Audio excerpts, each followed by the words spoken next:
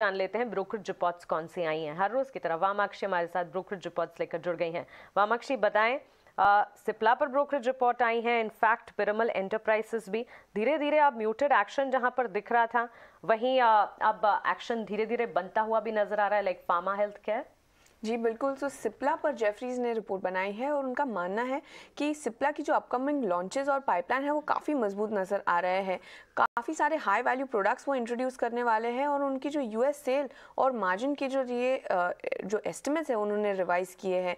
FY23 और 24 के लिए जो EPS अनुमान है उनको उन्होंने करीब 4 और 3% से बढ़ाया है। और इनफैक्ट सिप्ला जेफरीज के लिए फार्मा सेक्टर में काफ़ी एक टॉप पिक नज़र आ रही है। और ये सारे फैक्टर्स को ध्यान में रखते हुए जेफरीज ने सिप्ला पर खरीदारी की राय बरकरार रखी, लक्ष्य रखा 1223 प्रति शेयर का।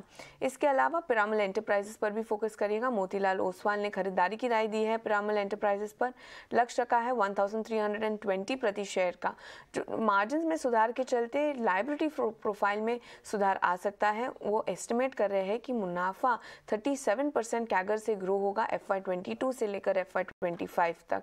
जो स्ट्रेस्ड एक्सपोजर है उनके लिए जो प्रोविजंस है वो निकट अवधि में ऑलरेडी प्लेस में है और वो जो उनका रिटेन रिस्क है वो भी वो डाइवर्सिफाई कर रहे हैं, जिसके चलते मोतीलाल ओसवाल ने पिरामल एंटरप्राइजेस पर खरीदारी की राय बरकरार रखी। अब फोकस करते हैं हिंडाल्को पर। JP मॉर्गन ने ये स्टॉक पर ओवरवेट की राय बरकरार रखी, लक्ष्य रखा 560 प्रति शेयर का। आर्कॉनिक्स के जो गाइडेंस कट है उसका मेजर इम्पैक्ट हिंडाल्को पर नहीं आएगा। चाइना की एल्यूमिनियम जो प्रोडक्शन कट्स है वो की ड्राइवर रह सकते हैं कंपनी के लिए निकट अवधि में, और उनकी जो कैपेसिटी शटडाउन हुए हैं चाइना में उसके के चलते LME पे एल्यूमिनियम के प्राइस भी बढ़ सकते हैं। तो ये सारे फैक्टर्स को ध्यान में रखते हुए JP मॉर्गन ने हिंडाल्को पर ओवरवेट की राय बरकरार रखी, लक्ष्य रखा 560 प्रति शेयर का। आखिर में फोकस करते हैं ऑटो स्टॉक पर। टाटा मोटर्स फोकस में है। क्रेडिट स्विस ने न्यूट्रल की राय बरकरार रखी, लक्ष्य रखा 425 प्रति शेयर का। तो दूसरे तिमाही में जो उन्होंने जो गाइडेंस दिया था उसके मुताबिक काफ़ी कमज़ोर रहा है परफॉर्मेंस, मगर फर्दर रिस्क नज़र आ रहे हैं उनको साइडलाइंस पे। और उन्होंने जो JLR यानी कि जैगुआर लैंड रोवर के लिए जो फोरकास्ट है उसको भी घटाया है।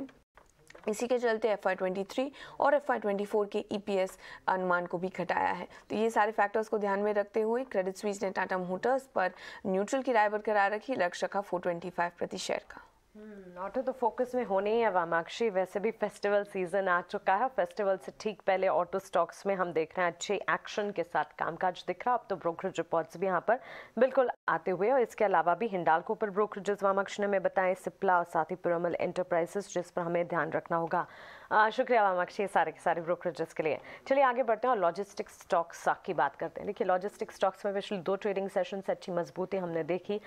खबरें भी हैं, फैक्टर्स भी हैं जिसके चलते यहाँ पर ये एक्शन नजर आ रहा है। कल प्रधानमंत्री Narendra Modi national logistics policy का ऐलान करेंगे।